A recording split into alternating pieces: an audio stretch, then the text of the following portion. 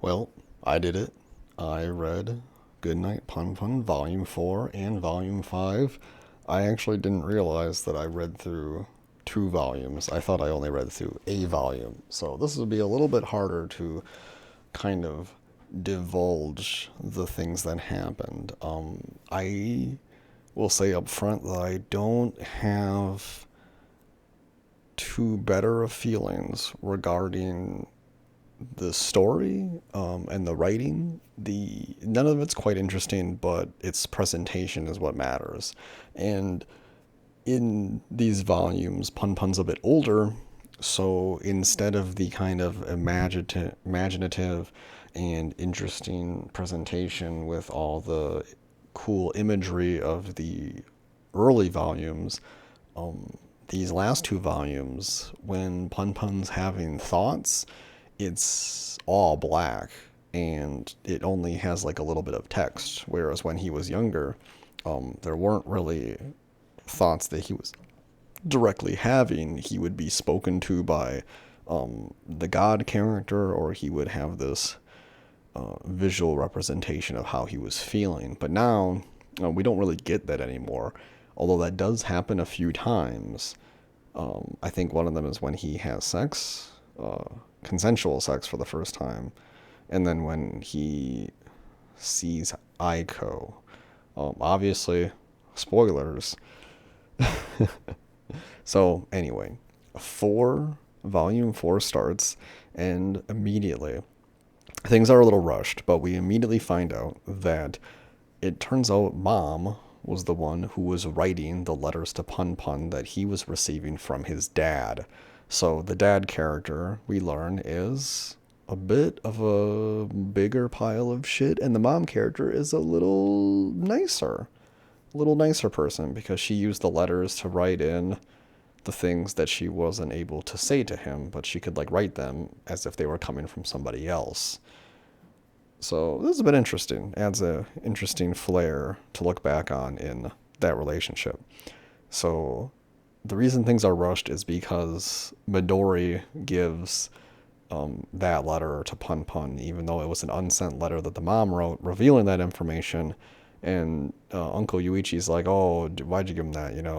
But Midori really cares about Pun Pun, really wants him to know the truth, and she wants what's best for him. She tries to help push him in the right direction as much as possible, despite being a rapist.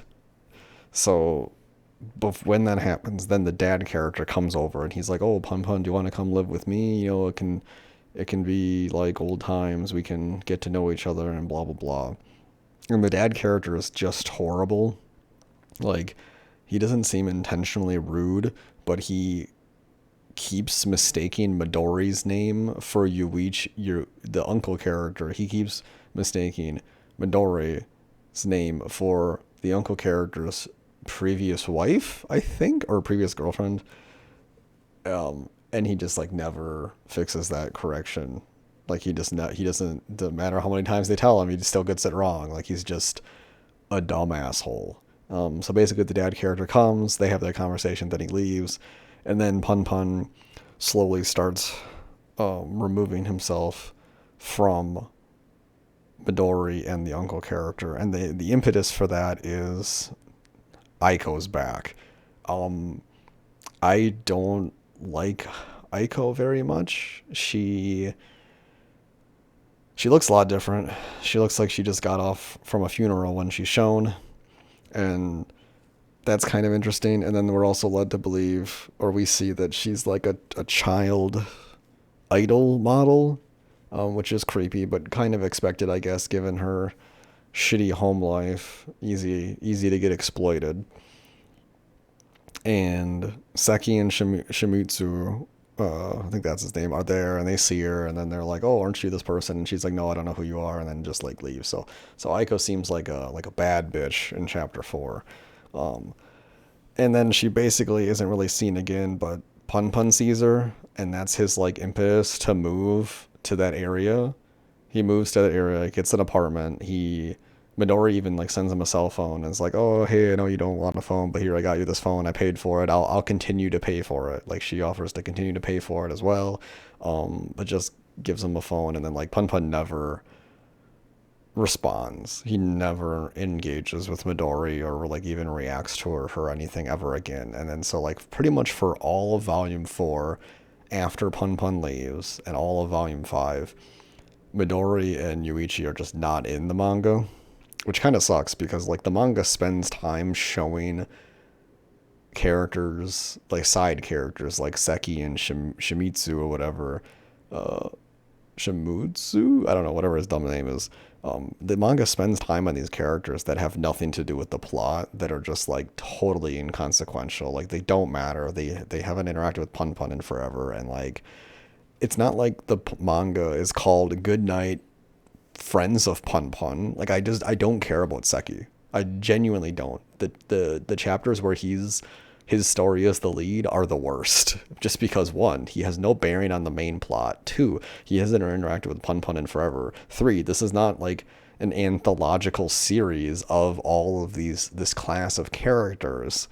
You know, this class of characters that had this unique moment and then they went their separate ways. No, like we only follow, you know, 3 of those characters at most, and 2 of them are together in the Seki chapter, Seki and Shimizu, and the other one's Punpun. We never really follow Aiko in her life. I mean, we get enough of an idea of what's going on with her, but we don't follow her in any chapters. So it's kind of ironic that the character that is the most interesting to have chapters dedicated to, I think, which is the uncle character and Midori, and knowing how their relationship got resolved in chapter 3 off, or volume 3 off screen, I think having callbacks to them would have been more interesting, because I don't care about Seki. Seki's chapters amount to he's at work and his coworkers are saying stupid things, and then he goes and has sex with a girl, and then the girl asks if he's gay because he's concerned about Shimizu, and then or is that in chapter volume 5? I don't know. I get it mixed up because they're so boring. But basically, from my remembrance of volume 4, Punpun gets an apartment.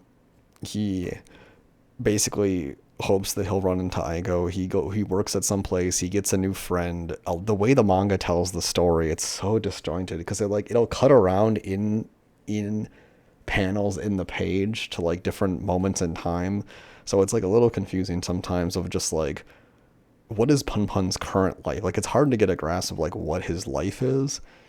And maybe that's intentional. Maybe it's supposed to be like he's like kind of falling off the face of the earth, because I think some characters run into Punpun or something. There's a statement that's made at one point that like, oh, I thought you would have like killed yourself or something by now, which is a bit relatable. It's weird reading Punpun because there are lots, in a lot of ways, Punpun's story is similar to my own in terms of like the kind of trajectory that my life took. Like I essentially fell off the face of the earth after high school, and I didn't really do anything, and I didn't really interact with a lot of people from high school or friends, and I went to work. I worked in the kitchen, and then I come home and I would play video games. I played through like, you know, like all the Final Fantasy games. I played through like Persona games. I just played through these like really big, 100+ hour investment RPGs, and I would just watch Let's Plays, and I would go for walks. And that would be it. Like I had the littlest of aspirations, and I just had like no hope because there's just nothing around. I'm in a dead town basically. Not that I hated it, but just not a lot going on. So Punpun kind of follows that path as well, where he, gets a job, he has a few friends, and he meets this girl named Sachi. And Sachi is, like, probably the best character, I would say. He meets her when Punpun goes out to drink with his landlord, and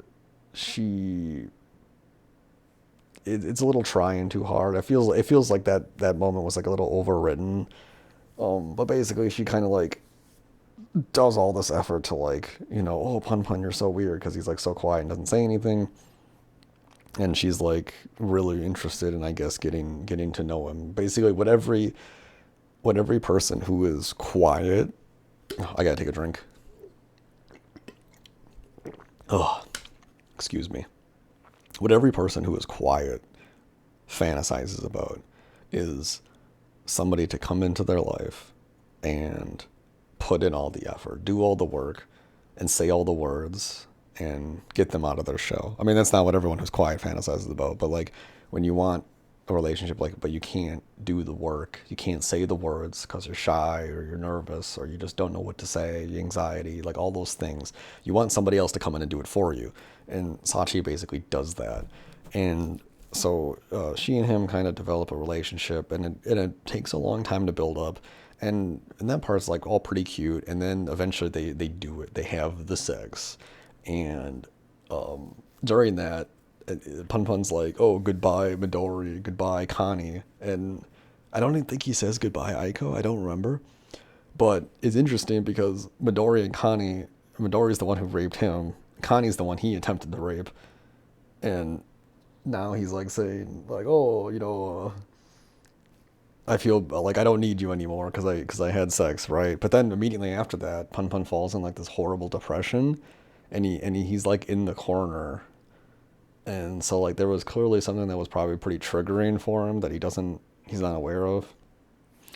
So that was a little interesting, but it's not really like there's a lot of under the surface kind of stuff. And in or volume 5, there's a lot more under the surface stuff. I have to look at my notes.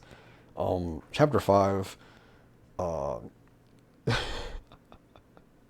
oh my god.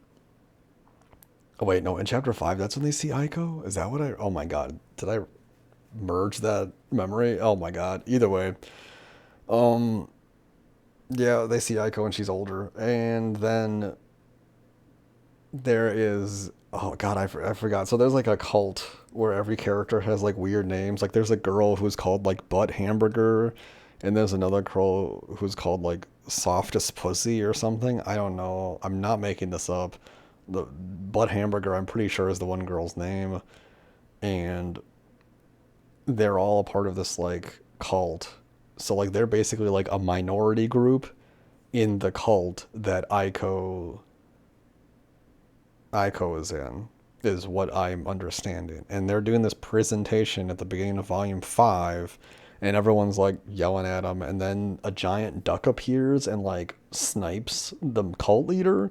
And I thought he actually died, and I thought the duck was real. At least I hoped it was. But then I guess the cult leader didn't die, and then just nothing. And then a lot of stupid things happen in Volume 5 that I actually do remember. There's a part where the cult leader, he's running for mayor of Tokyo. I think they're in Tokyo? I forget. He's running for mayor. And there's like a whole chapter dedicated to his like political beliefs. At least that's what he's supposed to be presenting. And he's just basically telling everyone his doomsday theory, and everyone needs to engage in like free love and give up their worldly possessions, and the basic stupid doomsday cult appeal.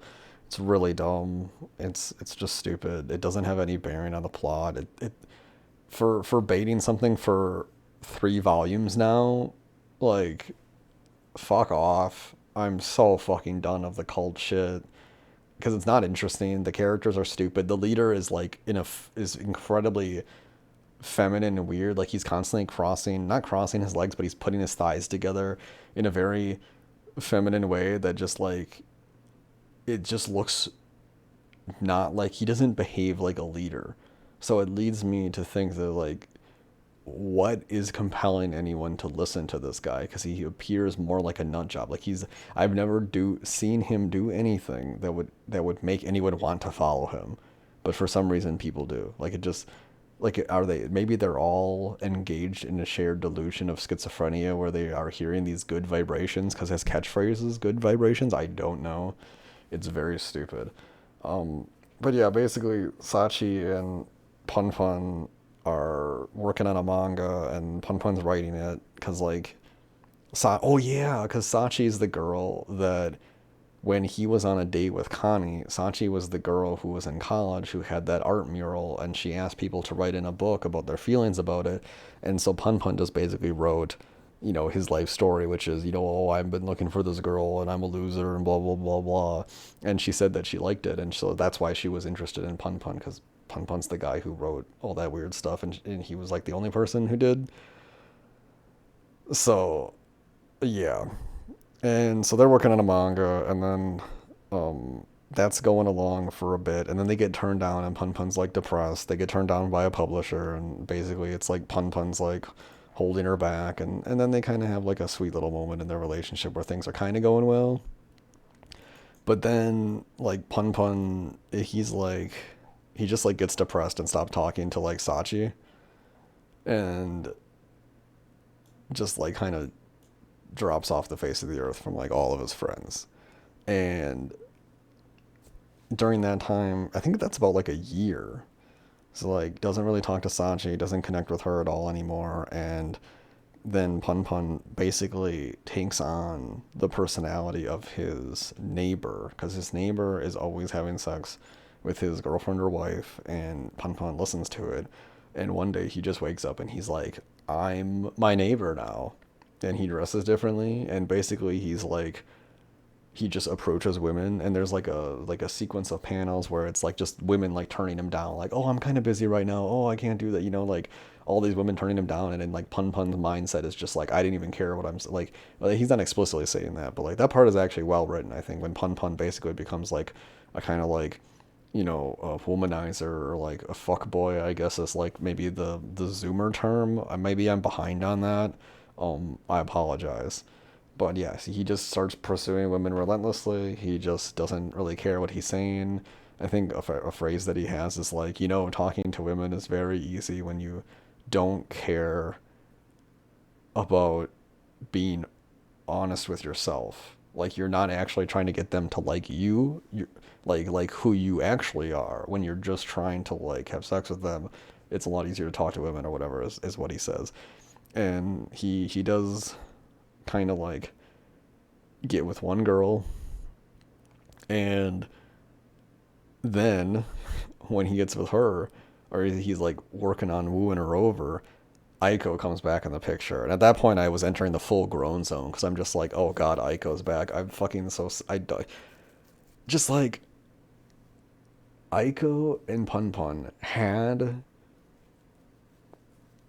an interesting relationship when they were in fucking elementary school. And this is what this dude is hung up on. In fucking elementary school. Now, the manga doesn't pretend that Pun Pun doesn't have problems. He definitely has, like, depression and shit. But, like, he's hung up on a girl from elementary school. Like, he puts all of his eggs, his emotional well-being eggs, in the basket of Aiko, and, like, actualizing that relationship. And that's it. Like, he is a fucking idiot nut job. He doesn't know what makes him happy. He doesn't have any insight into himself. He's just an idiot. He's Pun Pun is the normie. He's how normies deal with problems, where they just have no idea about what's going on. They have no thoughts in their head. They're just like, boy, I'm fucking depressed. Better keep doing everything exactly the same. Like, what the fuck? I don't know. No, really, depression's pretty hard to deal with. So, but anyway, back in volume 4, there's a bunch of sections where like Pun Pun turns into all sorts of different shapes, and I think part of volume 5 he is too still. Like at one part he's like a triangle, and then another part he's like a black face shogunate warrior, where he has like cartoonishly large lips that make him look like a black caricature that looks kind of racist.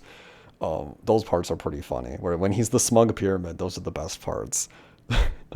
But so what happens with Aiko? Well, Pun Pun, he wants to fuck Aiko, but he also wants to fuck this other girl. So what happens? Well, he ends up fucking this other girl, and then like she's kind of talking about like, oh, meeting my mom and this or that or whatever, and she just seems like an earnest girl, and and but just like having the sex with him, but like just an earnest girl, like, oh hey, like just bringing him into her life, and obviously wanting to like have a relationship, and then Pun Pun just like freaks out and leaves, and I guess never talks to her again, even though they're in the same car class. They're kind of weird because they're taking driver's ed, and then he starts talking to Aiko, and then they both meet, and Aiko's like sussing out if he has a girlfriend, and he's like Aiko or Pun Pun is like talking in a way that is like not. He when he talks to Aiko, he has his like fuckboy persona on, so he's like, oop, guilty, I do have a girlfriend, but we have been together a year, but we're in a bit of a rut. He's like, I don't even mind the no sex or whatever, and it's just like, he's being so disingenuous. It's so weird. Like he doesn't, all the things he's telling her aren't true. And then she's like, "Oh, I'm a model, and oh, my boyfriend leaves every weekend to go hiking, but I go shopping, blah blah blah. But I'm okay. You know, he's older, blah blah." Like they're both telling each other these things, and like we know Pun Pun's lying, but we come to find out later that like Aiko's actually lying. Like Aiko actually just lives with her mom, which makes the next scene that I'm going to describe very interesting and quite sad. This is the only scene that I remember from the manga in decent detail. So, Pun Pun and Aiko, they decide to hang out and they do some stuff, and Aiko is dressed up quite well. She looks like somebody who is actually a model. And they're hanging out and they're doing fun things and it's going great. And then they have like a drink or two somewhere, and then they're sitting on a bench and they're having a conversation, and he like puts his hand on hers, and he's like, "Can I put my hand on yours?" And she's like, "Your hand's already on mine," or whatever. And she looks uncomfortable, and he wants to just bang her. And then she's kind of like, "Oh, we can't do this," which is, you're thinking, we know Pun Pun doesn't have a girlfriend, but we think Aiko has a boyfriend, so we think that she's saying that because she doesn't want to cheat on her boyfriend. The reality of it is that Aiko doesn't want Pun Pun to cheat on his girlfriend with her, is what I think is actually happening in the scene. Because it comes to find out, Aiko doesn't actually have a boyfriend. She doesn't actually work as a model. And she's still getting, abused by her mom. So, they hang out a little bit more. Pun Pun like doesn't want the date to end. He's like, "Oh, let's go here, let's go there, let's go there," and she just like turns all those things down. And then like they go to a hotel, and then they're on the bed, and they like hug, and she seems like she's maybe kind of into that. But then he's like, getting her shirt off, and then he like tries to like, he tries to touch her genitals. Oh my god. And she's just like stopped the whole time. And takes him a while. Well, he doesn't actually stop until like when she's like, "Actually stop," like it goes on for a bit. So it's like another rapey situation. And then she leaves, and she's like, "If I knew it was gonna end like this, I would have never wanted to meet you again," or something, she says. And then Pun Pun gets the depression again, and it's like, "Oh no." And he like meets up with Sachi, and Sachi's like, "I'm pregnant, but my ex-husband is the father." That's right. I had sex with my ex-husband. And she's like, "I get lonely too, and we're not in a relationship." And then Pun Pun's like, "He came inside you?" Like a total insult. And it's like, dude, like you haven't talked to her like in like a year. Like what do you think? Are you stupid? Like it's just quite silly. Like, I don't know. Pun Pun is like a fucking idiot. Like Pun Pun deserves nothing. Like he deserves no happiness. He's just he's such an idiot. I just I can't even begin to describe it. So Sachi asks Pun Pun to go with her to the abortion clinic if she decides to go. She does decide to go, and she's like, "Oh, will you go with me?"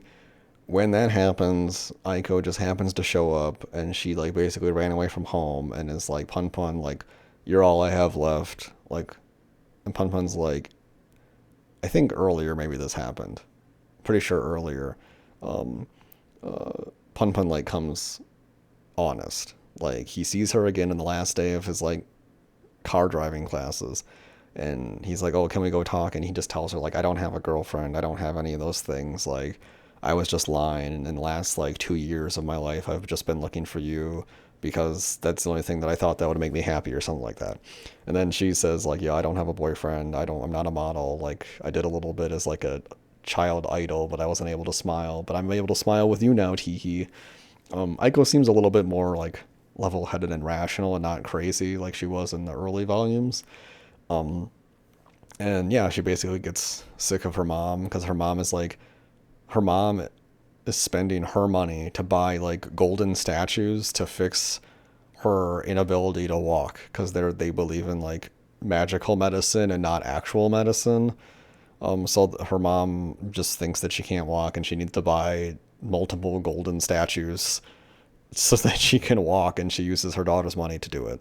So Aiko runs away from home and goes to Punpun and is like, "Oh, you're all I have left." And Punpun's like, I've been thinking about moving away and just like starting over and everything to get away from everybody.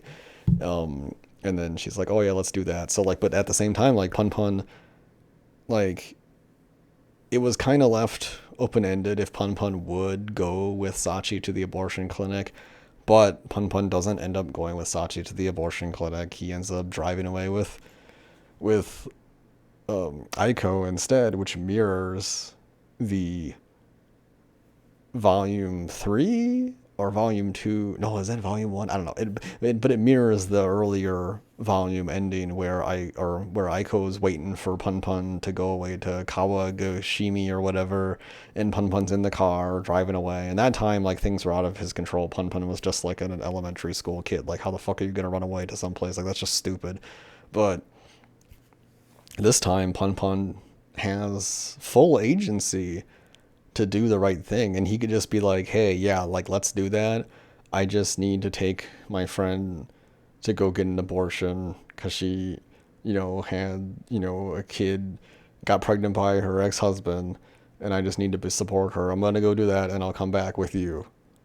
Just wait here a few hours or whatever, right? Like Punpun could just use his words, like they don't need to leave right now. Like it doesn't make any sense. But there needs to be like forced drama and conflict, and like when the manga has the most drama, it's always when it's like just putting things together. Like, oh, when this thing happens, this other thing's gonna happen, and then Pun Pun kind of like has to choose. But like it's just like unrealistic that things would like collide like that. Um, there was one other thing too that happened with like Aiko got hit by her mom. Like she's like getting bruised, but we already know about the bruises on her back, which I'm not sure why that exists. Oh, there was one other thing I wanted to say. It was during the date, Aiko was like dressed like a model, and then she tells him later like the things that I was wearing were things that I thought that you would like. Like she bought them for that date actually, even though Pun Pun supposedly had a girlfriend and she supposedly had a boyfriend. But when they're in the hotel, she's wearing some pretty erotic underwear, I'll say. And what we know about the date now seems to imply that, she wanted to go pretty far with it, but I guess was having second thoughts or a bit reluctant because of like maybe the girlfriend thing or whatever. Like we don't really know why. I mean, obviously, other than Pun Pun kind of being a little rapey, like I feel like he probably could have banged her if he was less rapey and more seducing and less like, "Oh no, the date's not over. I haven't fucking raped you yet. Come on, let's go. Let's keep the date going until I rape you." Like that's basically what he does. It's like, dude, like, what are you an incel? Like, what the fuck? Like, I don't understand. Like his approach is like Indian Facebook message spammer tier. Like it doesn't make any sense at all. So I'm not really looking forward to seeing how all this plays out because like Pun Pun is there's not really like a story. Like Pun Pun is just sometimes he makes choices, but like people just come into his life. Like he's the luckiest incel of all time. Like people come into his life, they have a big impact. They would like Sanchi is like the best girl just because like she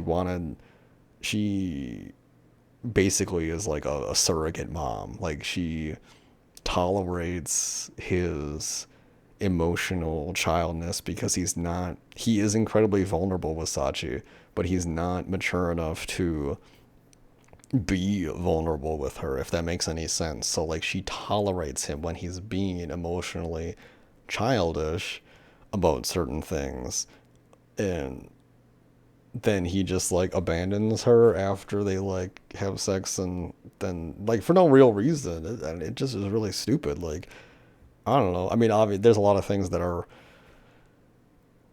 like kind of not right. Like Sachi, she had like an eating disorder because she was fat, and she like vomited until she was skinny, is what she says, and then she got like face surgery, and I think she said she's had abortions before or something. I forget what it was exactly, but she's had like a lot of parts about her are like, I don't know, I don't want to say fake, but they're like altered. But despite like that, and she looks good now, she's pretty good of a person. The manga tries to paint her as like selfish near the end of volume 5, which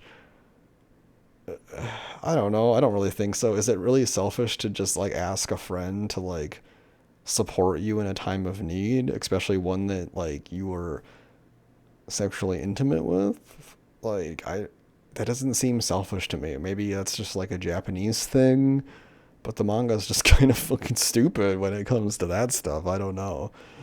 So I meant to do just a video per volume, but I actually forgot to do one after volume 4 because I read volume 4 so fast because it was volume 4 is so boring in terms of like the story that I kept reading to find like something like just getting a sense of the story because the things move slowly and you have to read a lot to get anywhere because like one page will just have like one action.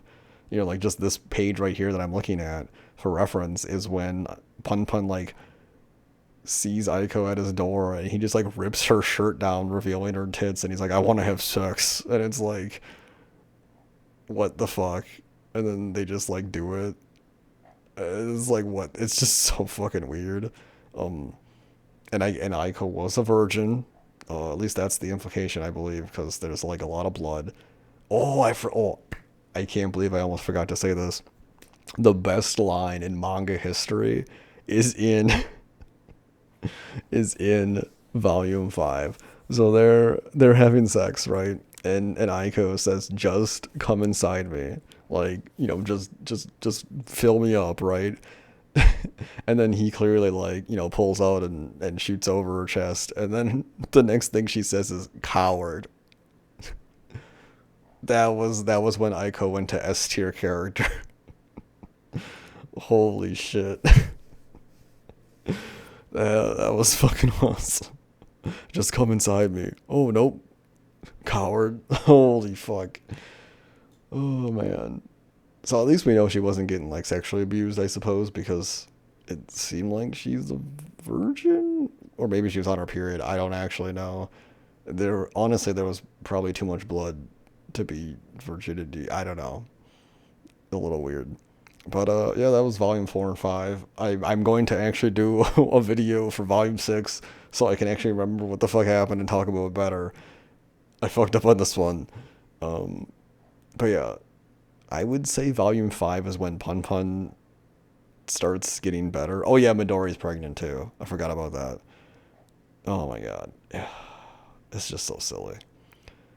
But yeah, volume 5 to me is like when the manga starts actually getting pretty decent in terms of like the Pun Pun like having more agency and doing things and being more, I guess, relatable because Pun Pun very clearly kind of has depression, it seems like, and in a pretty good way that's like very understated, but a lot of time is spent showing it and not telling it, and I applaud the author for that. This is a very show don't tell manga, and it makes it very hard to digest at times, and it makes it hard to talk about because there are not things that are happening in such a bright and unique way to talk about because so much of the complexities are in the little moment to moment things.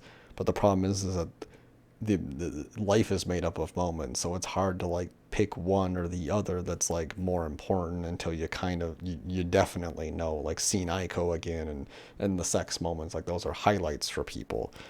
So it's a bit hard to grasp, and that happens in the manga. There'll be like friend characters, right? In volume 5 there's friend characters, and I couldn't remember their names of Pun Pun's friend because the frequency that that character shows up in the manga is the frequency that Punpun works. So like it's every like maybe once a chapter he'll like show up or something. It feels like, and it isn't consistent enough where we actually get a sense of them. Like the manga tells its story in a very kind of like realistic way to real life. Where like, oh, I work this many days. I see these people with this much frequency, so they appear with that much frequency in the manga. It's just hard to get a sense of things as a reader because like you're used to stories that go in a linear fashion, and the story in Pun Pun is very disjointed, so it's hard to kind of almost piece things together at times. But I think it's worth it because it's quite a unique story, and I really like the closeness with which the story gets to the difficulty that these characters deal with without ever dramatizing it, without ever making it more shittier than it is. Like it's shitty, and if you have these similar problems, you'll get it. And if you're sympathetic, you'll understand. But if you are just taking it at surface level, you'll be totally lost. So, in the way, the manga is a bit of a test in terms of your ability to kind of read between the lines when it comes to characters and how they're feeling. But when it comes to Aiko's face, you can almost always tell what the truth is because she looks either miserable or happy. Anyway, that's my discussion for volume 4 and 5. I hope you appreciated it. And if you got to this point, I guess leave some kind of comment. What did you think of Pun Pun so far? What is your favorite moment? Do you have a favorite moment? My favorite moment was the Aiko date, just because there's a lot of complexities going on with that interaction that we come to later find out have a new context for those interactions that makes it even more interesting. I really like moments like that. So, anyway, that was mine. Thanks for listening.